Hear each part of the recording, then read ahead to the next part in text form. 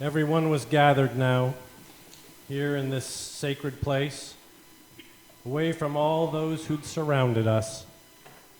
There is a silent joy in this for me, to be with these, my most beloved friends. I could feel their hearts shifting. They'd been carried along by the praise of the crowd and lifted high and held aloft. But I knew that somewhere in each of them there was a remembrance of my words, of me telling them that my end was near. I watched as a heaviness took hold of them. I knew it was confusing for them to stand with me every day and not see what I saw and not feel what I felt. I knew my explanations to them were not enough to reach fully into their minds or their hearts. I knew that would not come until much later. The table was set, and they quieted as they looked toward the center where I sat in stillness. I looked deeply into each of them, and I could see their unmasked fears and feel their yearning to know the truth.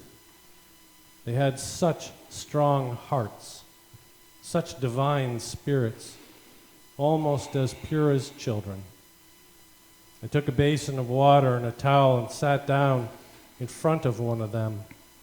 I dipped my hands in the water and holding one foot, I spread the water gently across, tracing every curve, then resting my hand on the sole of her foot, and then did likewise for her second foot. When this was done, I gazed into her eyes so that she could see how much I loved her. Master, what does this mean? Why are you washing our feet? Because I love you, and I care for you, and to show you the way to live. Others have told you that the greatest always receives a rich treasure and reward. But I tell you that the greatest among you will open their hearts wide and will serve others. They will draw love from the deep well inside them and let it overflow into the world. And this will be their service and reward. And I washed the next. Master, who are we to serve, and how are we to serve them? Right now I wash your feet, the outermost part of you, so that your feet will be clean upon the road. But as we have walked together, I have washed your hearts, so that when you speak, others will hear clean words and know the truth. All those who hear you, who see you, who yearn to know the way, they are those you will serve. Master, should I not have all of me washed, not just my feet? What I do by washing your feet cleans your whole body and makes you pure, because it is I who does this. I am the one who makes your way clear and true. When I had washed the feet of all who had gathered in the room, I took a loaf of bread and broke it, and took a cup and poured it full, and set them both on the table, and we fell into quietness. While here on earth, your body is sustained by eating and drinking. So I pass this bread and this cup among you to give you strength. Every time you eat and drink, remember me and serve the world. Remember always, it is I who will sustain you. All those who walk as I walk and love as I love will live the kingdom of heaven on earth. Each of them took bread and ate it, and drank from the one cup, and took my strength as their own. When I am gone, each of you will travel into the world, taking me with you because I live inside your hearts. Have no fear, for I will rise and see you again, and you will sit in my company. You will see my face. You will hear my voice and know my everlasting love.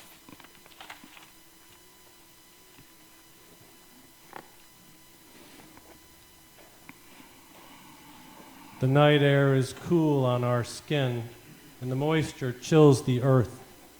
I am with others tonight. They believe they will watch with me, keep me company, offer support. Their desire is strong, but their bodies and spirits are weak. They fade, falling into a depth of sleep impossible to resist. My father and I watch them pass into the night.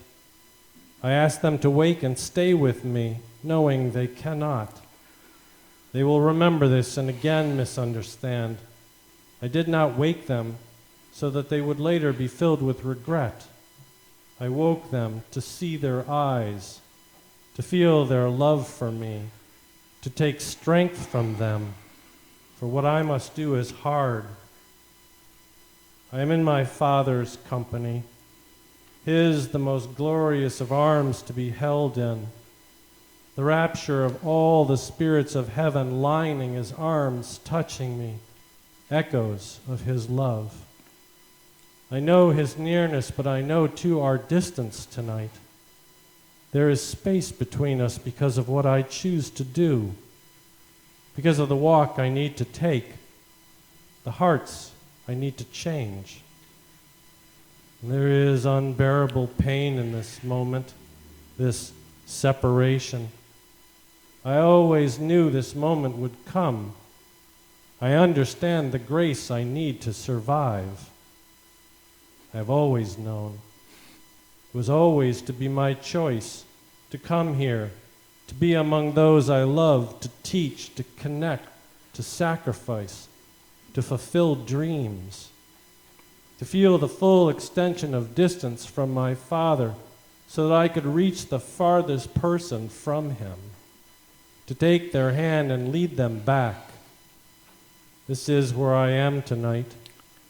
This is what causes me this unimaginable suffering. I know that I'm not required to do this and that there is no judgment against me if I fail. But my love is so strong within, I must try. Each person is dear to me, worthy of my love and sacrifice. I would come 100 times, 1,000 times to reach my sheep and bring them home. I sit here weak and broken of spirit, knowing what lies ahead.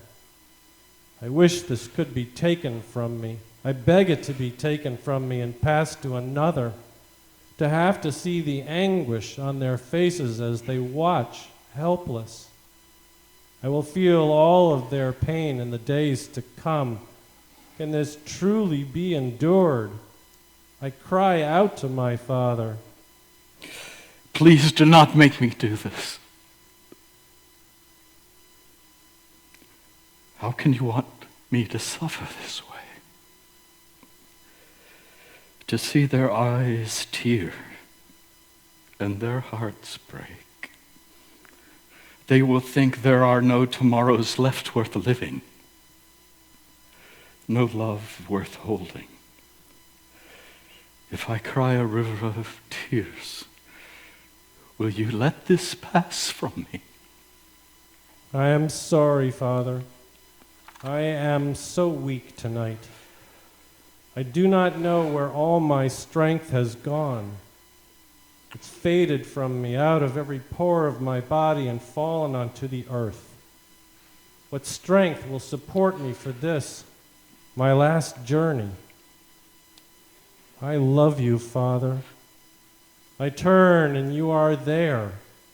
I lift my head and see your face, hear your voice. Your words are sweet harmony to my ears. I feel you move inside of me, connecting every living part of me to each other, to everything outside of me. My strength returns. I yield to you in the power of your love for me. I allow it to take hold. I release everything in me to you until my surrender is complete. We are as one, and I rest in your embrace. Thank you, Father, for sitting with me tonight, for being with me tomorrow and the next day and the next, until I see you once again. There is such joy in you, such redemption from hardship, such compassion for your children. Thank you, Father, for accepting me, for loving me, for closing the gap between us till none exists, till we are the same. I am ready now to do what will be done. Let it be as we have seen. Amen.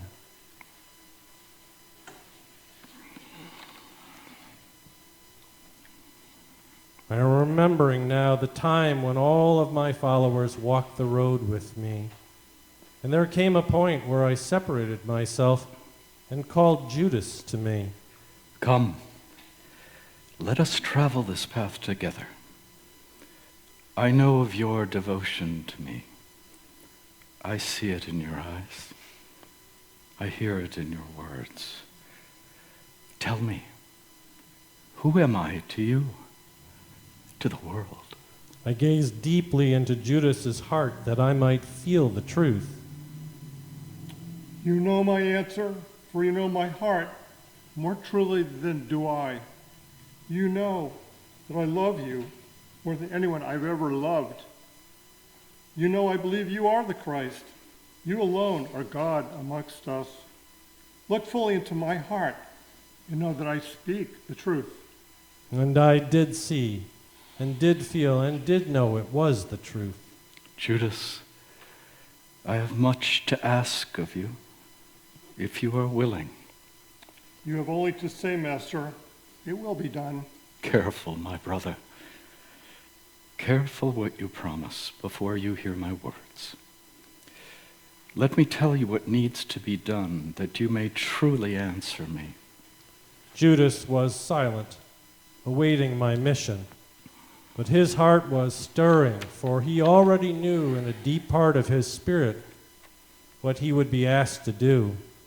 He knew also that I would accept his refusal if he gave it, and that I would not command him to comply.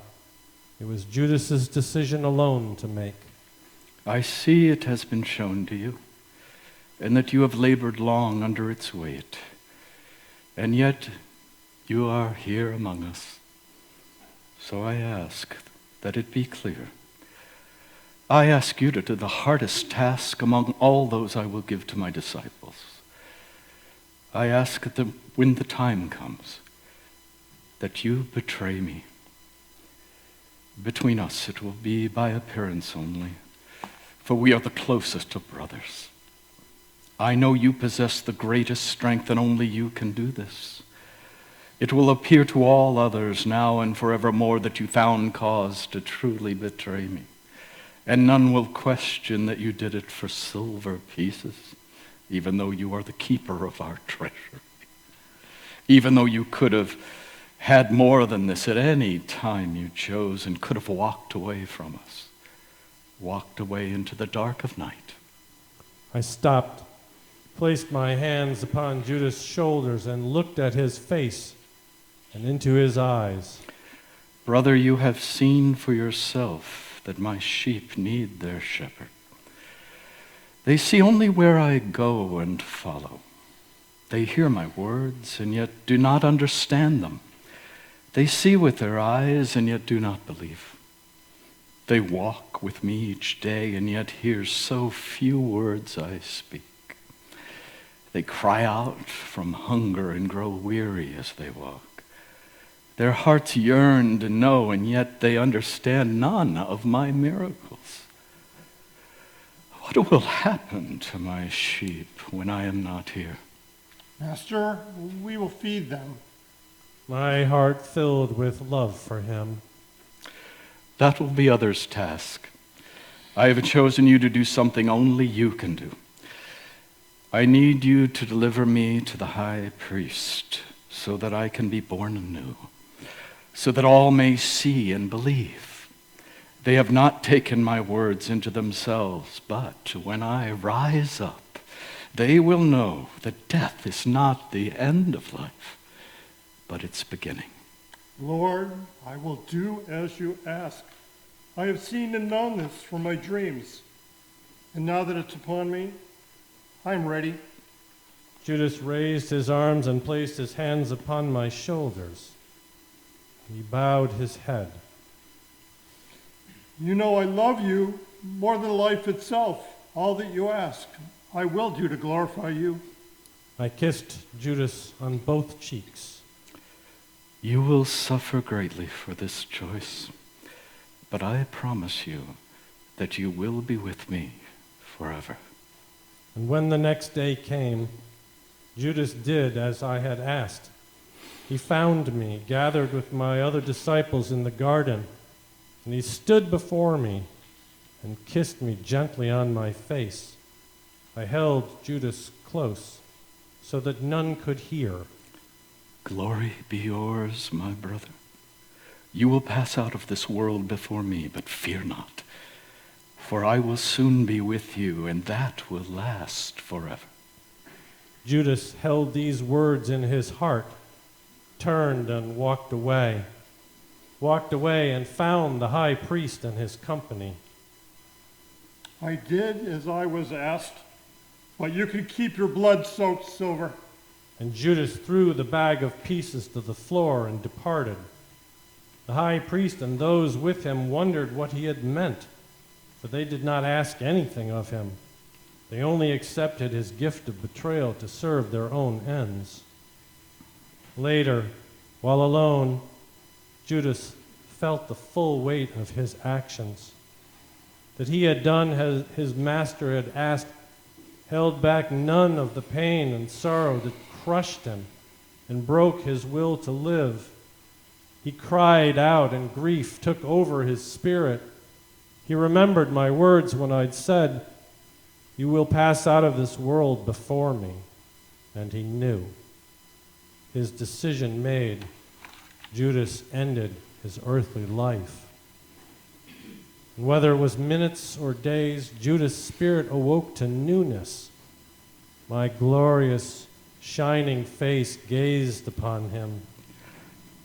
Come, my brother, and see what glory truly looks like. Come share the resurrection with me now and forever.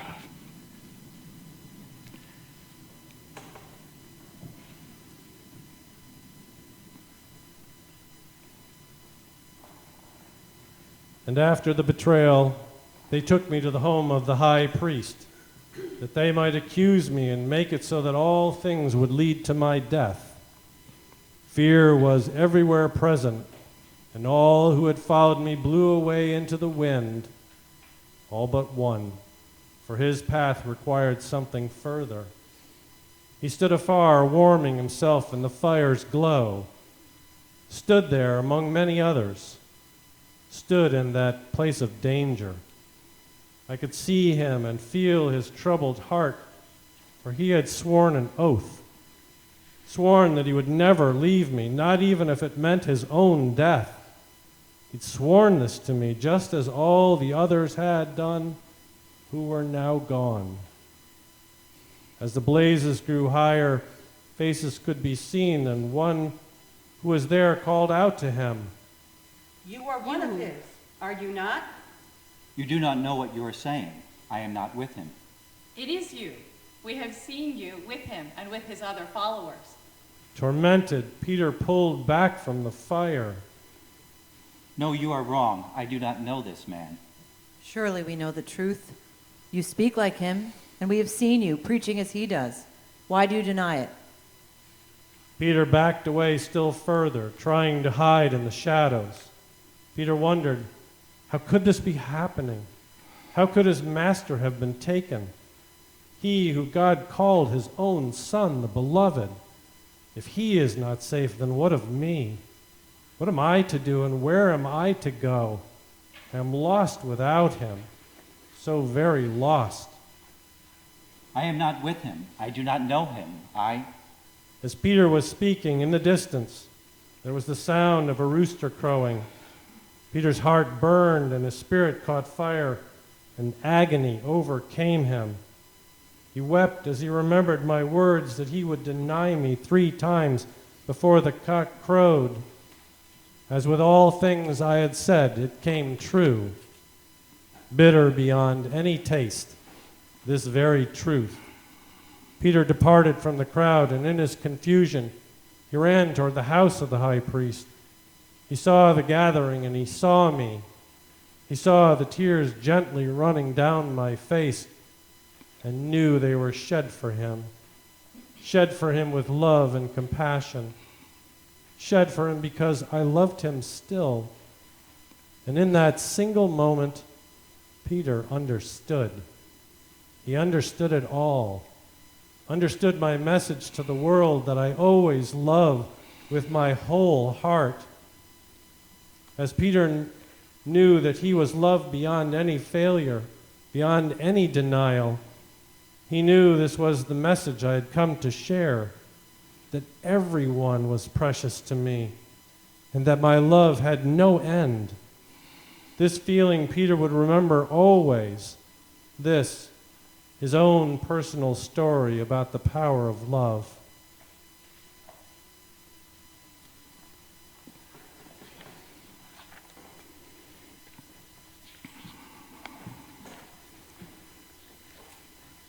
I was marched from the garden and taken to the house of the high priest and made to wait until the morning light, until all those of the council had assembled, wait until Caiaphas stood before me. See what you have done, stirring up our people and threatening our law. For this you will be handed over to Pilate, that he may pass judgment upon you. And the crowd moved forward, and we made our way until all had arrived in Pilate's presence. Pilate demanded to know the meaning of our assembly. Who is this man who stands bound before me? A blasphemer and a false god! He must be crucified! Pilate appeared unmoved and gazed at me, judging me by my appearance, by my clothes, and by my countenance. What have you done that they deliver you to me?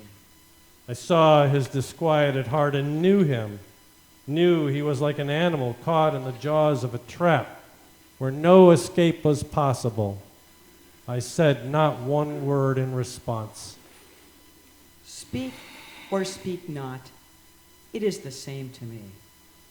But tell me, are you the king of the Jews? I looked out toward the crowd and turned to Pilate. Is it you who wants to know? Or are you asking because of them?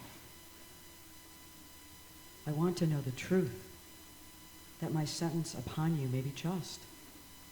I tell you, this is the truth, that I was born so that all would know the path to heaven. I am the way and the light. Those who live as I live will find what I find, and living glory will be theirs. Pilate appeared profoundly silenced and cast about within himself to know what he should do next. Give us Barabbas! Free him! Crucify the blasphemer! Pilate held up his hands to quiet them and came closer to me. Why do these Jews hate you so? Are you not one of them? It is well for a man to choose his shepherd wisely. Some men choose guides whose thirst is the love of power. All my sheep know this and have chosen me, for I know the power of love. All who truly seek the way come to me. Pilate understood these words. They reached deeply into his heart, and he was greatly troubled. He turned to face the high priest, the council, and the crowd. I find no fault in this man. I desire to set him free. A large tumult arose in the crowd, and they called again for Barabbas' release. Let Barabbas free! Crucify the blasphemer! Give us what is due us! We have chosen. Although powerful, Pilate felt he must concede to them, as was the custom, and set free the one they had chosen. Pilate's anger surfaced. Dipping his hands in water, he held them aloft. I wash my hands of this. Let it be as you have chosen. Set Barabbas free. And as he left the gathering, Pilate glanced at me and bowed his head, a man in the midst of his own torture.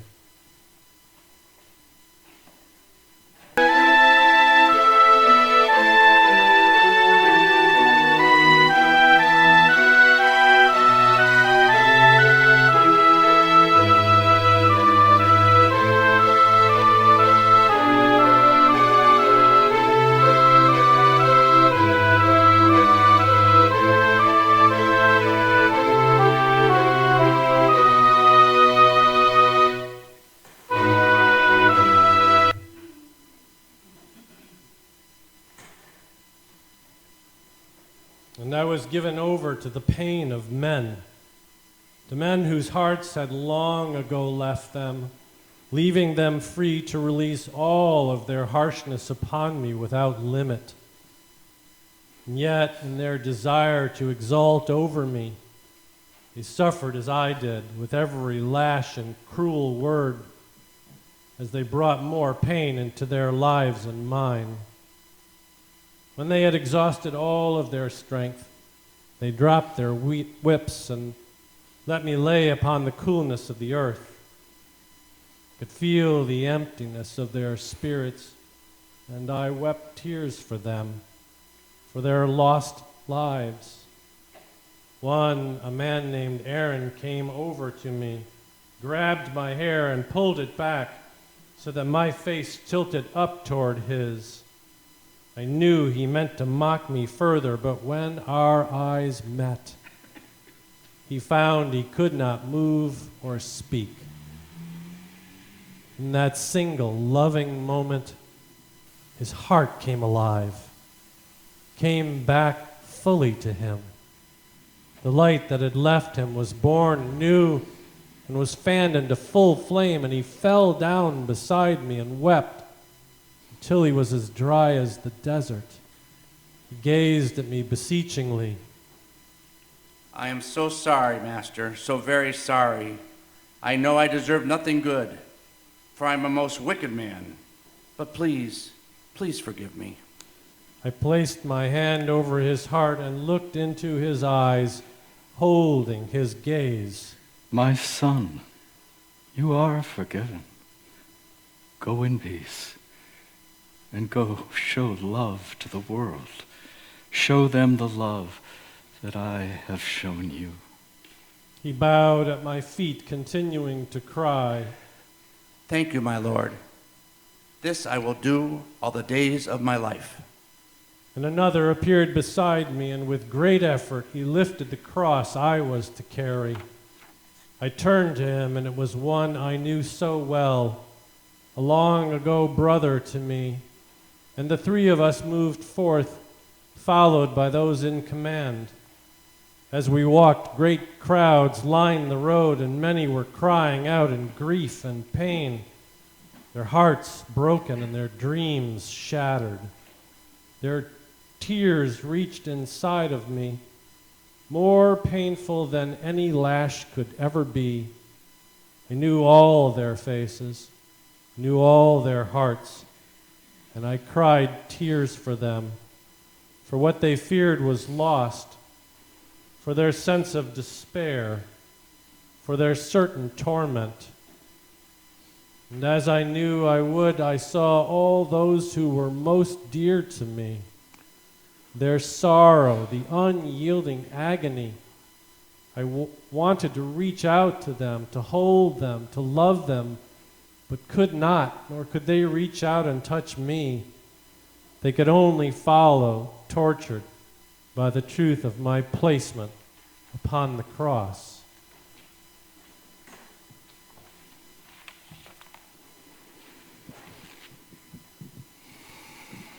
I have been raised up high upon the cross. There are two others with me, one to my right and one to my left. We have been spiked to hold our weight, and the physical pain is immense. And yet there are those who continue to mock me, some who are passing by and some who are here to see their deed is complete. They are here to finish releasing me from this world in hopes of feeling safe within their temple. But I know, as do they will never feel safe again. There is one in the crowd who has had a wooden plaque made for me. He's had it nailed to my cross and will not let it be removed. It says, "Here is the King of the Jews." Those of the temple want it taken down and changed to "He said he was the King of the Jews." But this man refuses, and his word is law, so it remains. I see many I dearly love among the crowd. I feel their suffering, their desperation, and their hollowness. I can do little for them now to salve their wounds. They see only this one moment in time and believe it will last forever.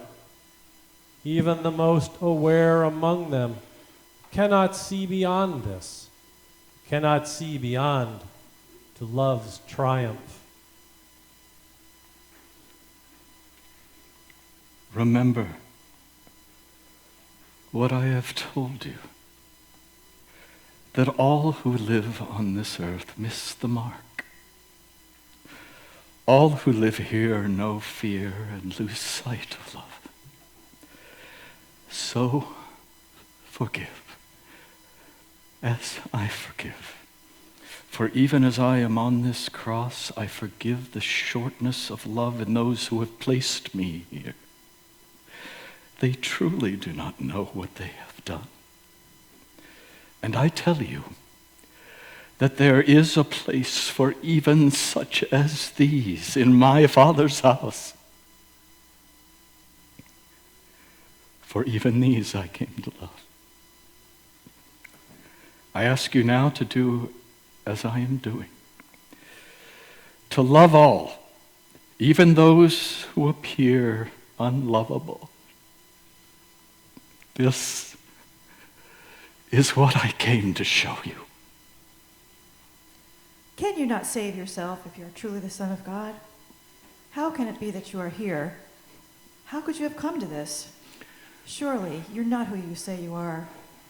Did you not listen to the words that he just said? Did you not hear his words of love and feel his compassion? He loves even those who put him on the cross. What more do you need in order to believe? Master, I beseech you. I know I deserve to be here for all that I have done, but please take me with you wherever you are going, that I might live as you live, and that I might see the face of God.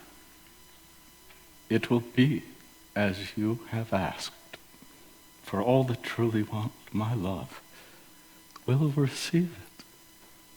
And soon after this, a terrible darkness fell upon the earth. It is finished. And I breathed my last breath upon the cross.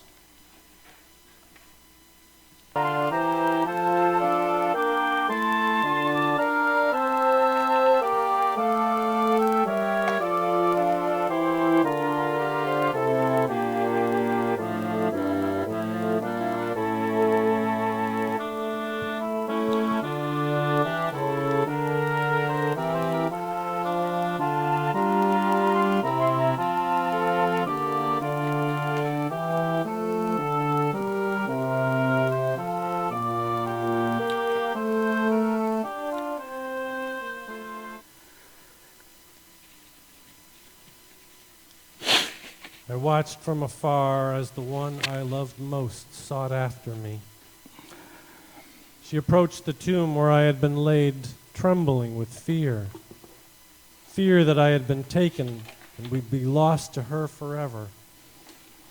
She touched my burial linen so lovingly placed upon me by Joseph after I had been taken from the cross. She traced every impression and quietly sang a sweet song to the memory of me.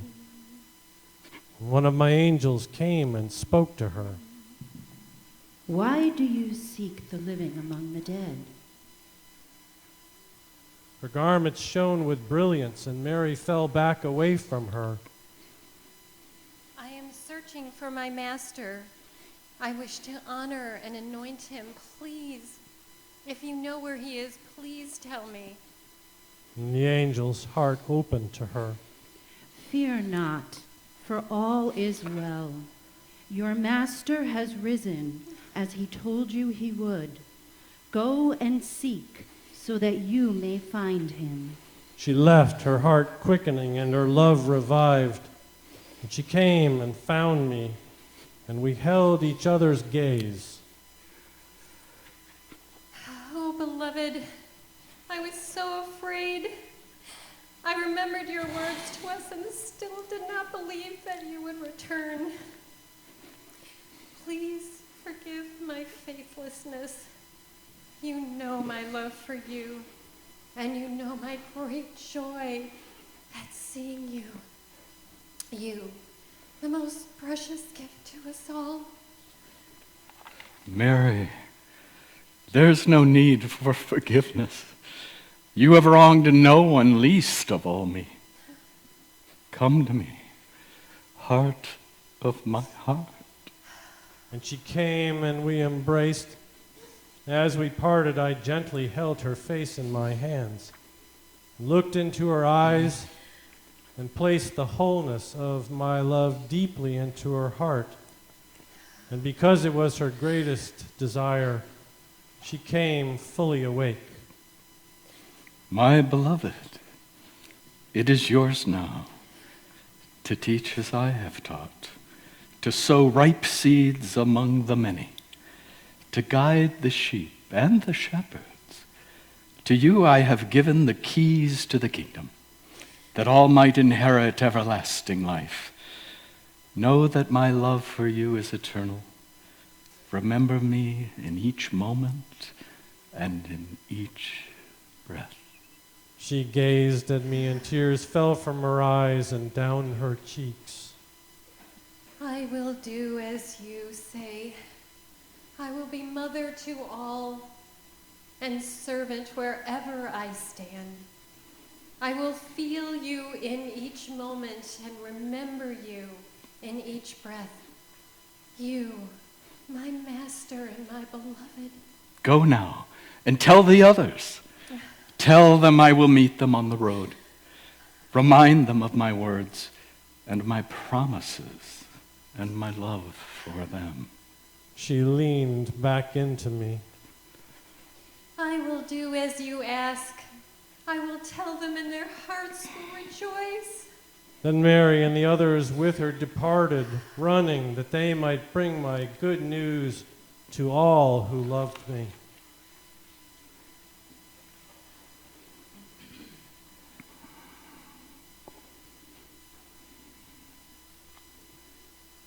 Every moment now felt uncertain to them. The elation they'd first experienced when hearing that I had risen had given way to questions, then to doubts. Where was I now?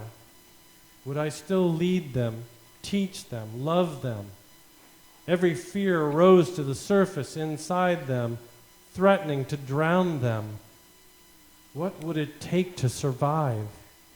Who would step forward to be their guide, to be their shepherd?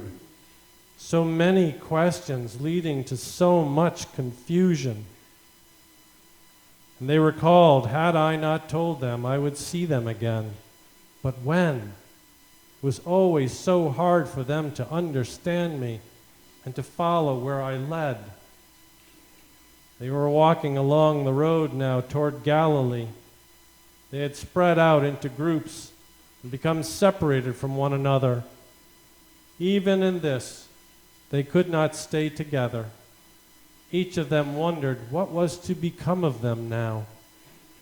Many others traveled this road. Some overtook them and moved swiftly ahead, but some walked with them for a while and talked with them. They found their conversations always returned to me, their master and teacher. They mourned me and were often brought to tears. and one came from behind them, a stranger. Whom do you speak about? It seemed such a surprise to them. After all, this stranger walked in their same direction. How could he not know what had happened? Friend, were you not in the city before this? How could you not know about Yeshua and all that was done with him? Tell me, so that I might know. We are grieving his loss, for he was taken from us, accused, sentenced, and hung on a cross to die. And then he was buried. Some among us say they saw him raised up and alive. It caused us such great joy, but we have yet to see him with our own eyes, to be touched by his heart and feel his love upon us. We are walking to Galilee because he told us he would meet us there. Walk with us and see him for yourself. Were you followers of this man? And they shared a concerned look, wary of the stranger's purpose and asking. They wondered whether they had already said too much. They wondered whether the stranger could be a spy sent from the high priest, sent seeking justice and punishment for the collapse of the temple. Surely you know from my speech and my countenance that I am safe, just a man traveling the same road as you, perhaps seeking what you seek. Something about the stranger's words reached them, and they answered truthfully. Yes, we are his followers, and we were with him on his journey. Tell me then, what did he teach you as you walked together? None wanted to be first. They looked one to another, then one voice became clear and strong. He taught us about love and how to pray and how to heal others and to live a pure life. He showed us how to be compassionate and caring to all, even unto our enemies. He showed us many miracles and sowed fruitful seeds among the people and brought us wisdom and hope. He must have been a magnificent man. What will you do if he does not come to Galilee? They glanced at each other and shook their heads. He also taught us about faith in things unseen. I believe he will be where he told us he will be. And the stranger, who was I, took heart at this. A most beautiful faith offered to me. I unveiled their eyes so that they might see me and know my promises are always kept. And they fell as one to the earth, rejoicing. Oh, beloved Master, we see you now as we did before. What joy you bring us. Thank you for coming to be with us once again. And the others who were walking ahead of us on the road saw that those with me had fallen to the ground. They came running to me, and their eyes were opened, and I was revealed to their hearts, and they were set free. There was great joy, and all were fed from the fountain of my love. I will be with you always, even unto the ends of the earth, and you will live forever in my kingdom.